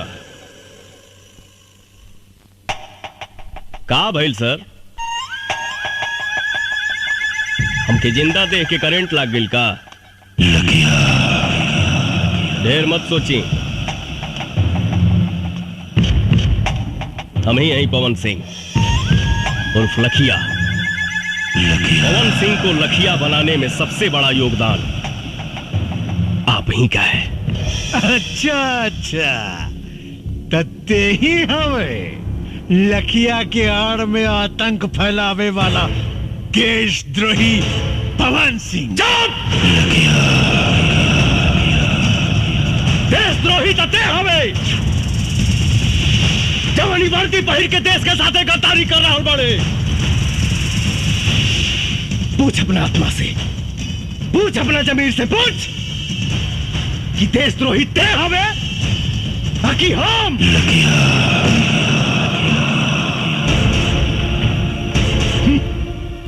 रस्सी जल गई मगर ऐठन ना गई। अगर तोरा भोला यादव के भड़ुआ गिरी ही करे के रहे तई वर्दी उतार के करते।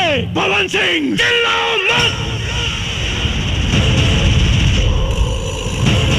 वरना सारा कहानी 1 सेकंड में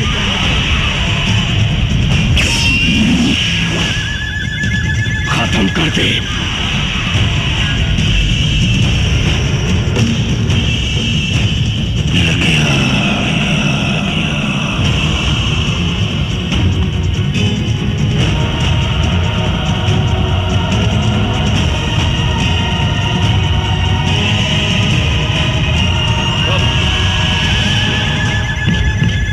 साला खाकी पहिर के गांधी जी के अपमान कर रहा बड़े और ये साला खाकी पहिर के पुलिस के अपमान कर रहा बा। पवन सिंह ये बंदर लेखा गुलाटी मारल बंद कर और अपना आदमी से क्या कि हथियार फेंक दे, नहीं तो तू सब लगन के मौत आज सुनिश्चित बा।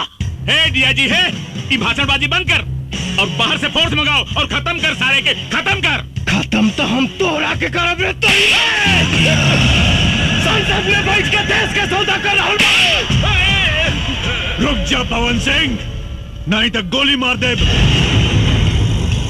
अरे तो मुंह का दिखाता रे, मार गोली मार। शेरनी के दूध पियले बानी, पवन सिंह के मारे ला करेजा चाहिए।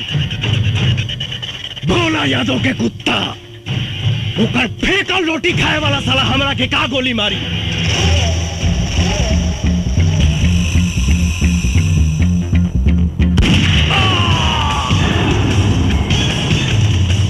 पवन सिंह ये तुम ठीक नहीं कर रहे हो।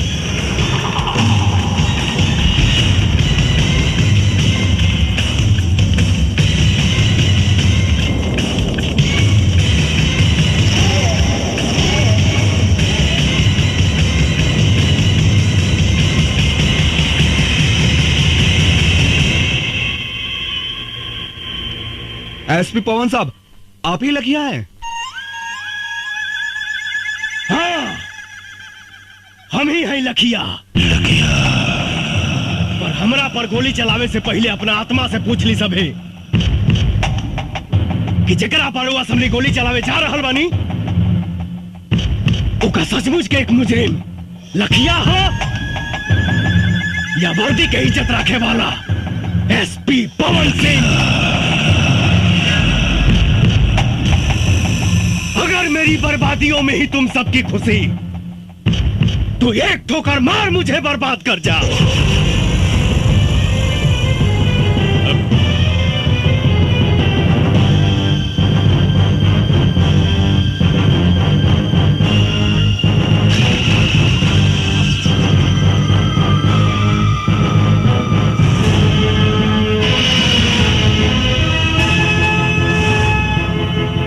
सर, हमने आपके जैसा ईमानदार पुलिस ऑफिसर नहीं देखा सर।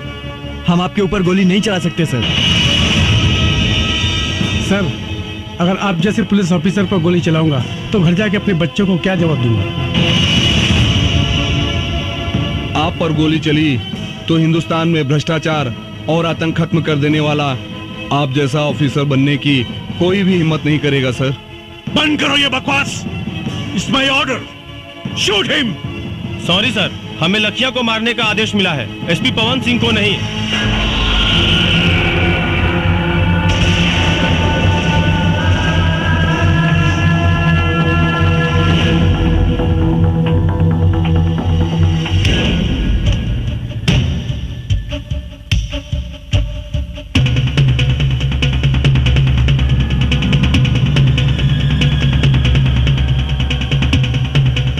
चाही तो एक साथ सारा मैगजीन तुम्हारा खोपड़ी में डाल दी।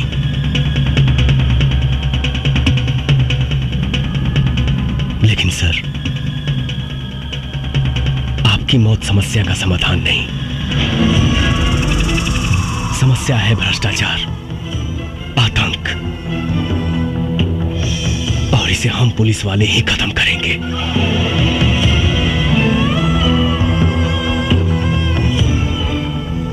सर, पुलिस की इज्जत को मत मिटाइए, वरना लोगों का पुलिस पर जो बचा खुचा विश्वास है वो भी खत्म हो जाएगा।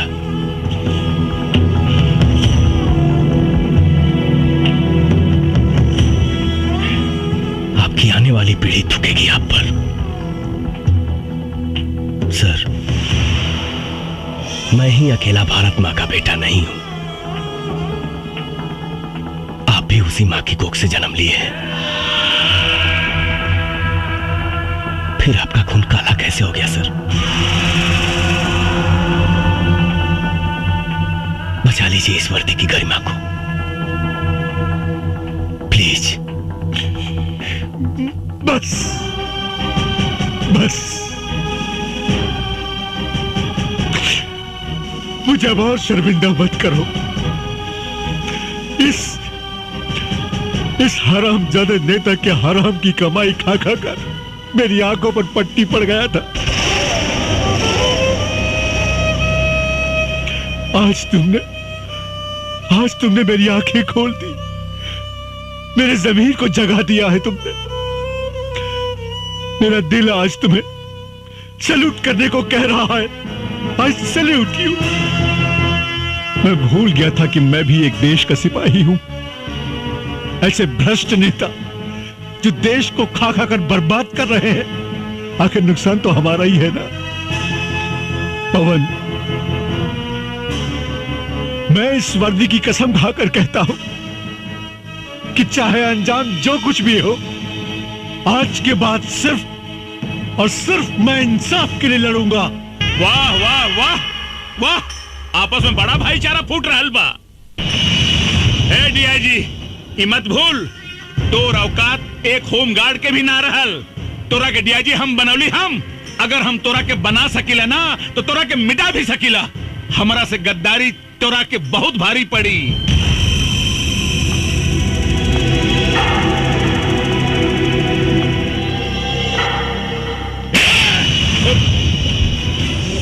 अंजाम की परवाह मऊगा करेले, मर्द ना। ए डीआईजी, ए साला, अरे तू अपने आप के मर्द कब से हो गए ले रे? जब से तोहरे जैसन मऊगा के साथ छूटल, अब मर्द के साथ मिलल।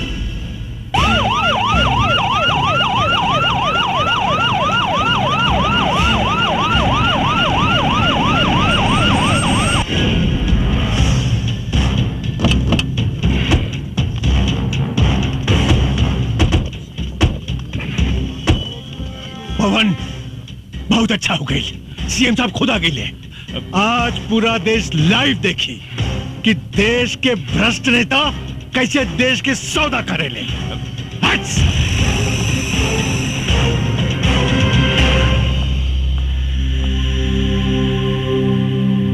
ये क्या हो रहा है डीआईजी? भोला यादव सुरक्षित तो हैं? जी सर, भोला यादव बिल्कुल सुरक्षित है, लेकिन लखिया ने उन्हें अपने कब्जे में ले लिया है। और एक बात सर, जिसे सुनकर आप सब लोगों को आश्चर्य होगा, लखिया और कोई नहीं, एसपी पवन सिंह ही है। क्या बकवास कर रहे हो?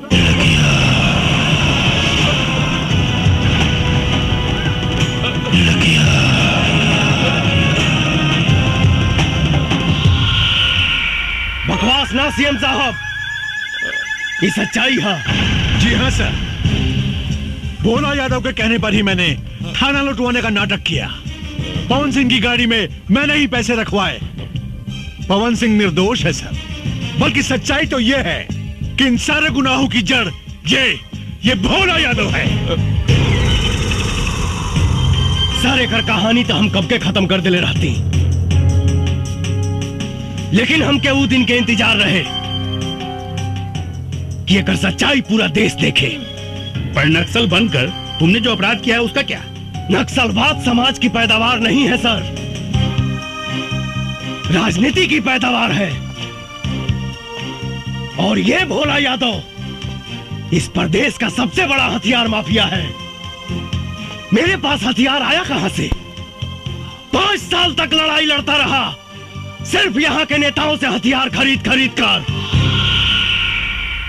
झूठ बोल रहा है सीएम साहब, ये हमको फंसाना चाहता है। अरे भगोड़ा है, जेल तोड़ के भागा हुआ है।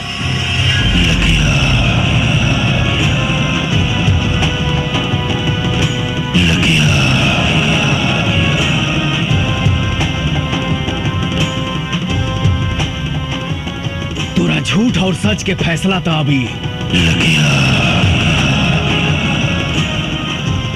सीटी करी लो रामायण। पवन, तुम अपने आप को कानून के हवाले कर दो और भोला यादव को छोड़ दो। मैं तुम्हें पूरा विश्वास दिलाता हूं, कानून तुम्हारे साथ इंसाफ जरूर करेगा। कानून भोला यादव के घर में झाड़ू लगावेला सर। कानून का सजा दे ये कि जिस भोला यादव की आप बात कर रहे हैं, आज से 25 साल पहले चाय की दुकान पे चाय बनाता था। एक हत्या के जुर्म में अंदर गया, बाहर आते ही प्रधान बना, ब्लॉक प्रमुख बना, विधायक बना और देखते ही देखते सांसद बन गया। कौन जानता है, हो सकता है कल को सीएम बने, परसों प्रधानमंत्री। क्या इस देश को हत्यारे चलाएंगे सर? सरकार ने इसको 1 लाख की सैलरी और 1 बंगला दिया है, लेकिन इसके पास 500 करोड़ की प्रॉपर्टी कहां से आई, किसी ने जानने की कोशिश की? नहीं। क्यों? सर, सच्चाई तो यह है कि इस देश को खतरा पाकिस्तान से नहीं, इस देश को खतरा चीन और जापान से नहीं, इस देश को खतरा है तो सिर्फ और सिर्फ यहाँ के नेताओं से है।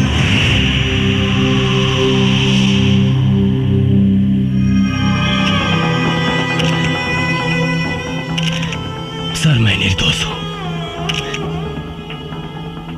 कचरा साफ करने आया था, लेकिन इन लोगों ने मुझे मजबूत करने के बजाय मेरा हाथ ही काट दिया। बचा लीजिए सर, इस देश को अंधकार की ओर जाने से बचा लीजिए।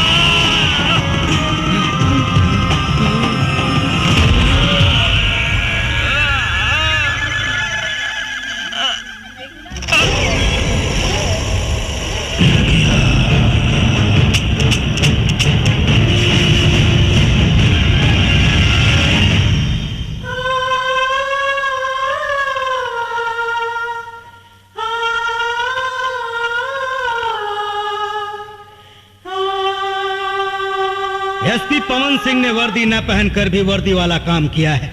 उन्होंने जो कुछ भी किया वो देश और समाज के हित में था। इसलिए अदालत एसपी पवन सिंह की वर्दी ससम्मान वापस करने का हुक्म देती है।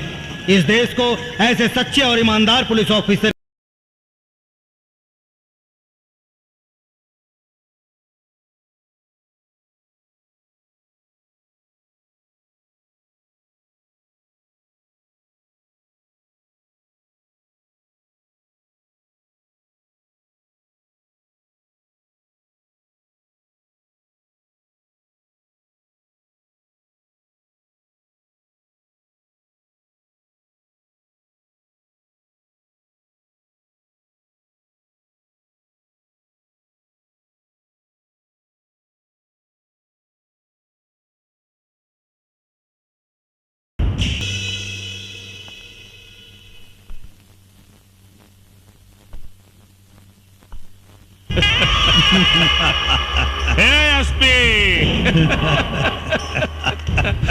हो गई न तो हर गर्मी शांत।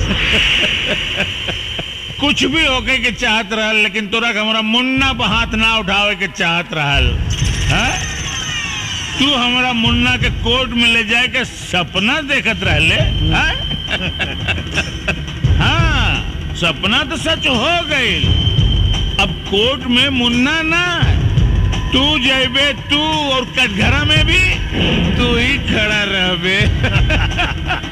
डीआईजी साहब देखली ना, एसपी पवन सिंह के हीरो से जीरो बना देली। चुप!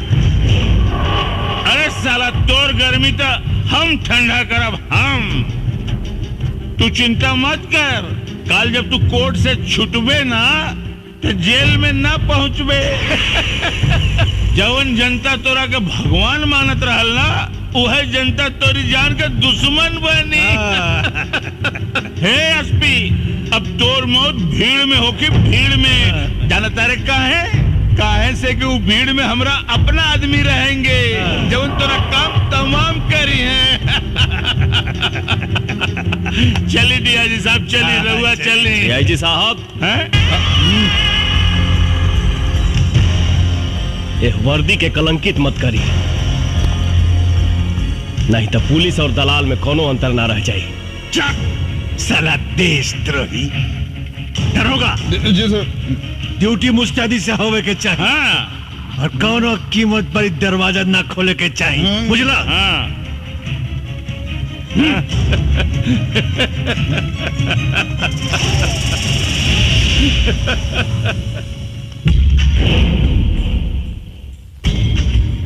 माननीय एसपी साहब, देखी ना पासा कैसे पलट गई।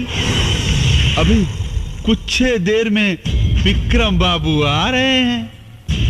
जैसे आपने उनकी सेवा की थी ना, वैसे ही आपकी सेवा वो आज करेंगे। सॉरी सर।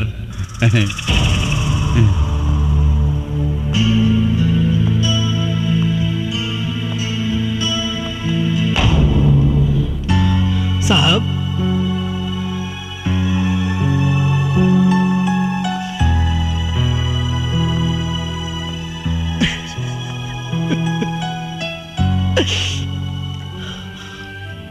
बेगुनाही के सबूत देवे खातिर हमरा यहां से निकल के पड़ी। रामायण, कसम हमके निकाल यहां से, न तो ये साला हमके खत्म कर दिए सन। साहब आप चिंता मत करिए साहब, अल्लाह चाहिए तो दुर्गा माई सब ठीक कर दिए साहब। रामायण, क्या खुसर पुसर चल रहा है? खुसर फुसर क्या चलेगा सर, साहब को खाना देने आए। ठीक है साहब, खाना खा लीजिए। ना रामायण, आपकी भाभी ने बड़े प्यार से भेजा है सर, खा लीजिएगा प्लीज।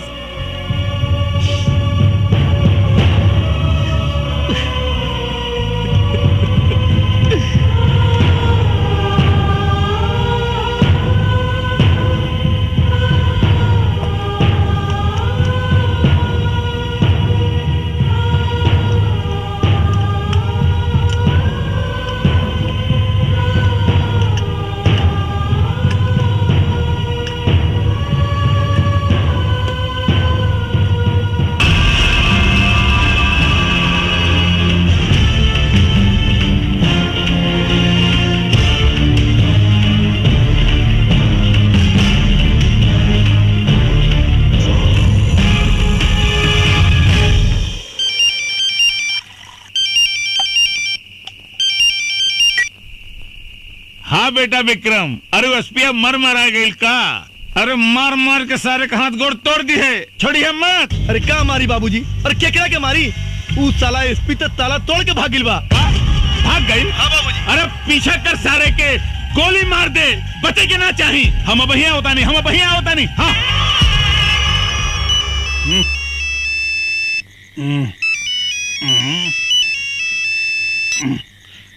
हाँ जी नेताजी। अरे उस साला एसपी पवन सिंह जेल तोड़ के भाग गई, पकड़ाओ करा के, न तो हम पूरे जिला में आग लगा दे। ना ना ना रहुआ फिक्र मत करी, हम अब ये कोनो न कोनो इंतजाम करता नहीं, फिक्र मत करी। हाँ